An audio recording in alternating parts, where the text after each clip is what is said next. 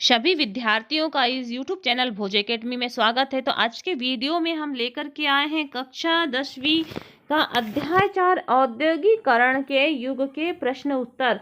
तो जिस प्रकार से यह ब्लूप्रिंट आधारित प्रश्न उत्तर है और हम देख रहे हैं कि यह माध्यमिक शिक्षा मंडल के द्वारा आपके लिए प्रश्न बैंक जारी हो चुकी है, जो कि महत्वपूर्ण परीक्षा उपयोगी प्रश्न बैंक है।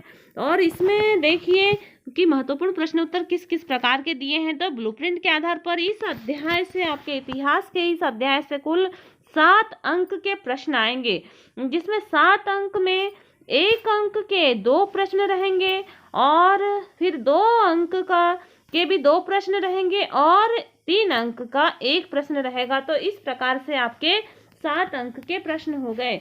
तो अब हम देखते हैं कि इसमें एक विकल्प या एक शब्द में उत्तर देने वाले प्रश्न। तो देखिए कि किस म्यूजिक कंपनी ने 1900 में संगीत की किताब प्रकाशित की। तो कौन सी ऐसी म्यूजिक कंपनी थी जिसने संगीत की किताब प्रकाशित की है? तो वह म्यूजिक कंपनी है ईटी पाल म्यूजिक कंपनी। इसका आंसर है ईटी पाल म्यूजिक कंपनी। अगला प्रश्न है कि भूमध्य सागर के पूर्व में स्थित देशों को क्या कहा जाता है? तो भूमध्य सागर के पूर्व में स्थित देश को प्राच्य कहा जाता है। अगला प्रश्न हम देखते हैं कि इंग्लैंड प्रिंट्स में जो जादूगर की तस्वीर कब प्रकाशित हुई? तो इंग्लैंड प्रिंट्स में जो जादूगर थे उनकी जो तस्वीर है वह 26 जनवरी 1901 को प्रकाशित हुई।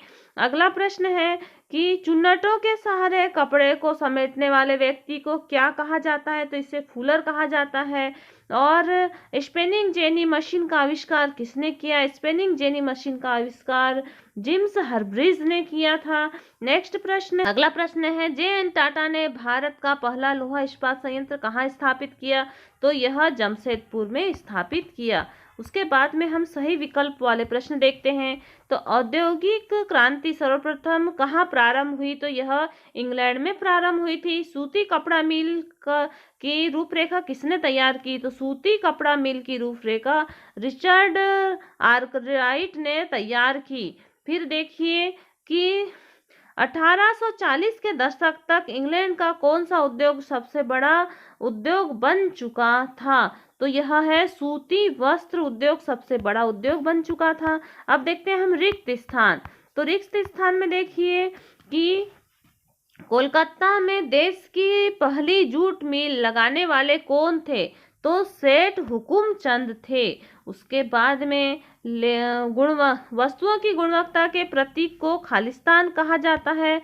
तो वस्तुओं के गुणवत्ता के प्रतीक को लेबल कहा जाता है। फिर देखिए कि उद्योगपति मजदूरों की भर्ती के लिए खालिस्तान रखते थे। तो क्या रखते थे? तो ये उद्योगपति जाबर रखते थे वस्तुओं की भर्ती। ये जो उद्योगपति है मजदूरों की भर्ती के लिए जाबर रखते थे। फिर अगला प्रश्न है ईस्ट इंडिया कंपनी ने बुनकरों पर निगरानी रखने के लिए खालिस्तान नियुक्त किया। तो ये है गुमास्ता नियुक्त किया। क्या नियुक्त किया? तो गुमास्ता। फिर अगला प्रश्न है कि 18 सनलाइट साबुन के कैलेंडर पर खालिस्तान की तस्वीर छपी थी। तो भगवान विष्णु की तस्वीर छपी थी। स्पिनिंग जेनी मशीन का प्रयोग खालिस्तान के कार्य के लिए किया जाता है। स्पिनिंग जेनी मशीन का प्रयोग ऊन की कताई के कार्य हेतु किया जाता है। फिर हम सही जोड़ियां देखते हैं। तो देखिए कि स्टेपलर मतलब ऊन से के छाटने वाला, ऊन के छाटने वाले को स्टेपलर कहा जाता है। फूलर, यह चुन्नट से कपड़े समेटने वाले को फूलर कहा जाता है। फिर आता है गिल्ड्स। तो गिल्ड्स है उत्पादकों के संगठन को गिल्ड्स कहा गया। और उसके बाद स्पिनिंग जेनी। तो स्पिनिंग जेनी मतलब ऊन कताई की मशीन स्पिनिंग जेनी कहलाई। फिर कार्डिंग मतलब ऊन कताई को कार्डिंग कहा गया। और द्वारका नाथ टैगोर ने जहाज का निर्माण किया। और भाई भोसले, तो ट्रेड यूनियन लीडर या कार्यकर्ता भाई भोसले थे। फिर हम अगला प्रश्न देखते हैं सत्य असत्य। तो सत्य असत्य देखिए कि 1928 के ग्राफ वाटर के कैलेंडर में भगवान विष्णु का चित्र है। तो यह सत्य है।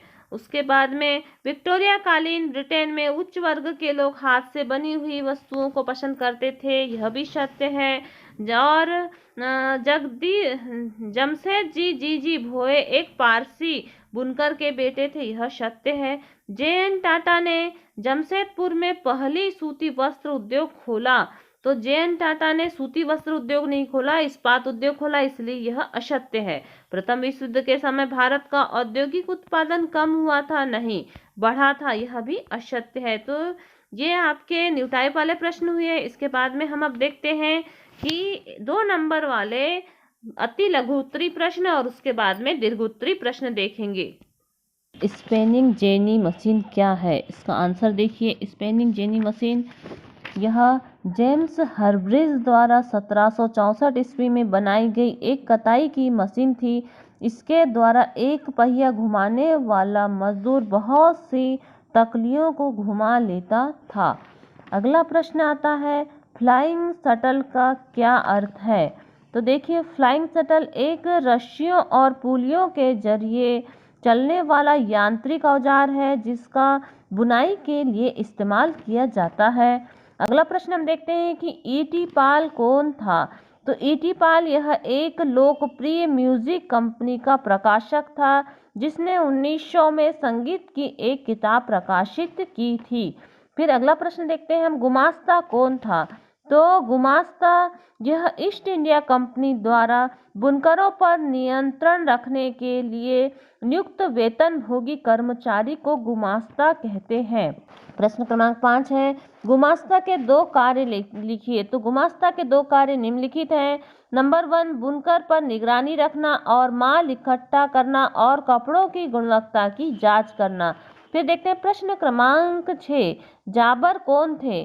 तो उत्तर देखिए, 19वीं सदी में उद्योगपति नए मजदूरों की भर्ती के लिए पुराने और विश्वास कर्मचारी रखते थे जिसे जाबर कहा जाता है। प्रश्न 7 है, जमशेद जी भोये कौन थे? तो जमशेद जी भोये यह एक पारसी बुनकर के बेटे थे। इन्होंने चीन के साथ व्यापार और जहाजरानी का काम किया था और उनके पास जहाजों का विशाल बेड़ा था। बाद में कारण उन्हें सारे जहाज बेचने पड़े थे। अगला प्रश्न देखते हैं, पूर्व औद्योगिकरण का क्या अर्थ है? तो पूर्व औद्योगिकरण इंग्लैंड और यूरोप में फैक्ट्रियों की स्थापना से पहले ही औद्योगिक उत्पादन होने लगा था। इतिहासकार इसे पूर्व या आदि औद्योगिकरण कहते हैं। प्रश्न 9 है, जाबर मजदूरों पर किस तरह नियंत्रण रखते थे? तो जाबर मजदूरों के काम देने के बदले पैसे और ट्रॉफी की मांग करने लगे, मजदूरों की जिंदगी को नियंत्रित करने लगे। ये हैं जाबर मजदूरों से इस प्रकार से नियंत्रण रखते थे।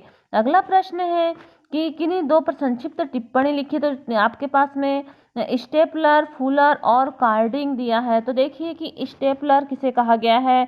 ऐसा व्यक्ति जो रेशों के हिसाब को उनके स्टेपल करता है या छांटता है, स्टेपलर कहलाता है। फूलर ऐसा व्यक्ति जो फूल करता है यानी चुन्नटों के सहारे कपड़ों को समेटता है, फूलर कहलाता है। कार्डिंग वह प्रक्रिया जिसमें कपास, इसे कहते हैं वह प्रक्रिया जिसमें कपास या ऊन आदि रेशों की कताई के लिए तैयार किया जाता है, ये कार्डिंग कहलाता है। इसके बाद में हम देखते हैं कि ये आपके 2 अंक वाले प्रश्न थे। इसके बाद में हम आपको 3 अंक वाले पूछे जाने वाले प्रश्नों के बारे में जानकारी देते हैं।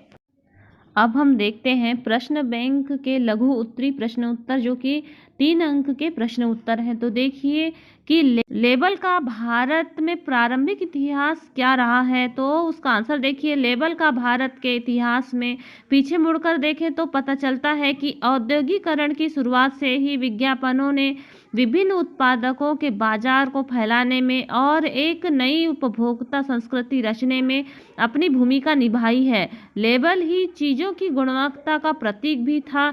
जब किसी लेबल पर मोटे अक्षरों में मेड इन मैनचेस्टर लिख दिया जाता था तो खरीदारों को कपड़ा खरीदने में किसी तरह का डर नहीं रहता था।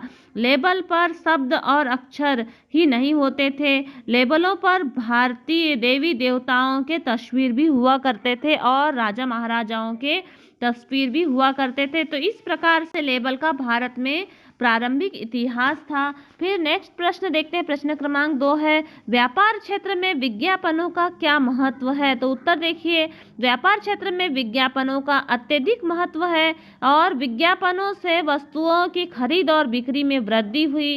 और जब मैनचेस्टर के उद्योगपतियों ने भारत में अपना कपड़ा बेचना प्रारंभ किया तो कपड़ों के बंडलों पर लेबल लगाए होते थे। लेबल और विज्ञापन का फायदा यह होता था कि खरीदार को कंपनी का नाम और उत्पादन की जगह पता चल जाती थी और लेबल ही चीज़ों की गुणवत्ता का प्रतीक भी हुआ करते थे। लेबल और विज्ञापन के लिए देवी देवताओं की तस्वीर और राजा की तस्वीर भी हुआ करती थी। तो इस प्रकार से व्यापार क्षेत्र में विज्ञापन अत्यधिक महत्वपूर्ण रहे। उसके बाद अगला प्रश्न है, प्रथम विश्व युद्ध के समय भारत का औद्योगिक उत्पादन किस प्रकार से बढ़ा? तो प्रथम विश्व युद्ध के समय भारत का औद्योगिक उत्पादन निम्न प्रकार से बढ़ा है। इसका पॉइंट नंबर 1 देखिए कि पहले विश्व युद्ध तक औद्योगिक विकास धीमा था। युद्ध ने एक बिल्कुल नई स्थिति पैदा की।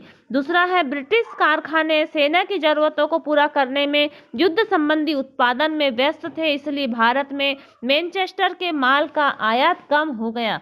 तीसरा पॉइंट देखते हैं, भारतीय बाजारों को रातों रात एक विशाल देशी बाजार मिल गया और युद्ध लंबा खींचा तो भारतीय कारखानों में भी फौज के लिए जूट की बोरियां, फौजियों के लिए वर्दी के कपड़े, टेंट और चमड़े के जूते, घोड़े के खच्चर की जीन तथा बहुत सारे अन्य सामान बनने लगे और इन नए कारखाने भी लगाए गए और पुराने कारखानों में नई पॉलिसियों से कार्य होने लगे और मजदूरों को भी काम अत्यधिक मात्रा में मिल गया। इस प्रकार से ये आपका प्रश्न क्रमांक 3 हुआ। उसके बाद में देखते हैं प्रश्न क्रमांक 4, 19वीं सदी के यूरोप में कुछ उद्योगपति मशीनों की अपेक्षा हाथ से काम करने वाले श्रमिकों को प्राथमिकता क्यों देते थे? तो इसके भी मुख्य कारण निम्नलिखित हैं कि कुछ उद्योगपति जो हाथ से अत्यधिक काम जो कर रहे थे उनको ज़्यादा प्राथमिकता देते थे। तो देखिए, विक्टोरिया कालीन ब्रिटेन में मानव श्रम की कोई कमी नहीं थी। गरीब किसान और बेकार लोग काम की तलाश में बड़ी संख्या में शहरों की ओर जाते थे। जब श्रमिकों की बहुलता होती तो वेतन कम हो जाता, मतलब जब श्रमिक ज़्यादा होते तो वेतन कम हो जाता था। इसलिए उद्योगपतियों को श्रमिकों की कमी या वेतन के मद में भारी लागत जैसी कोई परेशानी नहीं होती थी और उन्हें ऐसे में मशीनों से कोई दिलचस्पी नहीं थी। उसके बाद में हम देखते हैं दूसरा पॉइंट, बहुत सारे उत्पादन केवल हाथ से ही तैयार किए जाते थे। मशीनों से एक जैसी चीज़ें या एक जैसे प्रकार की बहुत सारी चीज़ें प्राप्त होती थी तो इसमें अंतर नहीं रहता था, मतलब डिज़ाइनें एक प्रकार की हुआ करती थी, इसलिए हाथ से बनी हुई चीज़ें क्या है अलग अलग प्रकार की होती थी, इसलिए हाथ से बनी हुई चीज़ को पसंद करते थे। तीसरा पॉइंट है, विक्टोरिया कालीन ब्रिटेन में उच्च वर्ग के लोग, कुलीन और पूंजीपति वर्ग हाथों से बनी हुई वस्तुओं को प्राथमिकता देते थे और हाथ से बनी चीज़ों को परिष्कार और सुरुचि का प्रतीक माना जाता था और उनकी फिनिशिंग अच्छी होती थी और उनको एक एक करके बनाया जाता था, इसलिए इनकी डिज़ाइनें अच्छी हुआ करती थी, इसीलिए ये लोग हाथ से बनी हुई चीज़ों को अत्यधिक महत्व देते थे। फिर प्रश्न क्रमांक 4 देखिए, ईस्ट इंडिया कंपनी ने भारतीय बुनकरों से सूती और रेशमी कपड़े की नियमित आपूर्ति सुनिश्चित करने के लिए क्या किया? तो इसके लिए देखो निम्न कार्य किए हैं। देखिए, नंबर 1, महीन उद्योग के युग से पहले अंतर्राष्ट्रीय कपड़ा बाजार में भारत के रेशमी और सूती उत्पादकों का ही दबदबा रहा। दूसरा पॉइंट है, निर्यात व्यापार के इस नेटवर्क में बहुत सारे भारतीय व्यापारी और बैंकर्स सक्रिय थे और वे उत्पादन में पैसा लगाते थे, वस्तुओं को लेकर जाते और निर्यातकों तक पहुंचाते थे। तीसरा पॉइंट है, कंपनी ने बुनकरों पर निगरानी रखने, माल इकट्ठा करने और कपड़ों की गुणवत्ता जांचने के लिए वेतनभोगी कर्मचारी तैनात कर दिए जिन्हें गुमास्ता कहा जाता था। अगला प्रश्न हम देखते हैं, भारत में मैनचेस्टर पहुंचने के बाद बुनकरों को किन समस्याओं का सामना करना पड़ा?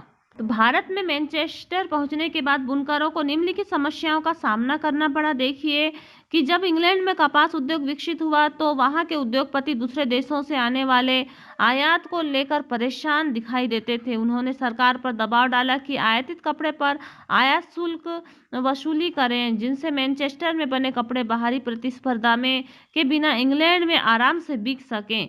दूसरा है, इस प्रकार भारत में कपड़ा बुनकरों के सामने एक साथ दो समस्याएं आई। उनका निर्यात बाजार ढह गया और स्थानीय बाजार सिकुड़ गया। तीसरा पॉइंट है, स्थानीय बाजार में मैनचेस्टर के आयातित मालों की भरमार थी और कम लागत पर मशीनों से बनने वाले आयातित कपास उत्पादन इतने सस्ते थे कि बुनकर उसका मुकाबला नहीं कर पा रहे थे। अतः 1850 के दशक तक देश के ज़्यादातर बुनकर इलाकों में गिरावट और बेकारी के लिए किस्सों की भरमार हो गई। तो इस प्रकार से मैनचेस्टर में आए बुनकरों के लिए समस्या उत्पन्न हुई। ईस्ट इंडिया कंपनी ने भारत के बुनकरों की निगरानी के लिए गुमास्ता नियुक्त किया और कंपनी ने कपड़ा व्यापार में सक्रिय व्यापारियों और दलालों को समाप्त करने तथा बुनकरों पर ज़्यादा प्रत्यक्ष नियंत्रण स्थापित करने की कोशिश की। कंपनी ने बुनकरों पर निगरानी रखने, माल इकट्ठा करने और कपड़ों की गुणवत्ता जांचने के लिए वेतनभोगी कर्मचारी तैनात किए, जिन्हें गुमास्ता कहा गया, और कंपनी को माल बेचने वाले बुनकरों को अन्य खरीदारों के साथ कारोबार करने पर रोक लगा दी गई। इस प्रकार से ईस्ट इंडिया कंपनी ने भारत के बुनकरों पर निगरानी रखी। अगला प्रश्न हम देखते हैं कि बहुत से मजदूरों ने स्पिनिंग जेनी मशीन का विरोध क्यों किया। इसका आंसर कि जेम्स हर्ग्रीव्स द्वारा 1764 में बनाई गई इस मशीन ने कटाई की प्रक्रिया तेज कर दी और श्रमिकों की मांग घट गई और एक ही पहिया घुमाने वाला एक मजदूर बहुत सारी तकलियों को घुमा लेता था और एक साथ कई धागे बनने लगते थे। इसके कारण बेरोजगारी की आशंका के कारण मजदूरों ने मजदूर वर्ग जो था उन्होंने इसका विरोध किया, क्योंकि अत्यधिक मात्रा में मशीन से जब कार्य हो जाएगा तो अत्यधिक मात्रा में बेरोजगारी बढ़ जाएगी और मजदूर बेरोजगार हो जाएंगे, इसीलिए इस मशीन का विरोध किया। अगला प्रश्न आता है, विक्टोरिया कालीन ब्रिटेन में उच्च वर्ग के लोग हाथ से बनी हुई वस्तुओं को क्यों पसंद करते थे? कोई 3 कारण लिखिए। तो देखिए कि विक्टोरिया कालीन वर्ग के जो लोग हैं वो हाथ से बनी हुई वस्तु को ही पसंद करते थे। यह आपको इस प्रश्न का आंसर पहले भी दिया जा चुका है। और उसके बाद देखते हैं, औद्योगिकरण की प्रक्रिया को समझाइए। औद्योगिकरण की प्रक्रिया को समझाइए। इस प्रकार से यह अध्याय के आपके लघु उत्तरी और अति लघु उत्तरी और न्यू टाइप वाले क्वेश्चन आंसर हुए। आने वाले वीडियो में नेक्स्ट अध्याय के भी क्वेश्चन आंसर डाले जाएंगे। यह प्रश्न बैंक आधारित क्वेश्चन आंसर है, तो लगातार जो प्रश्न बैंक का हल सहित प्रश्न उत्तर प्राप्त करने के लिए आप इस चैनल को सब्सक्राइब करें और वीडियो को अधिक से अधिक शेयर करें। धन्यवाद।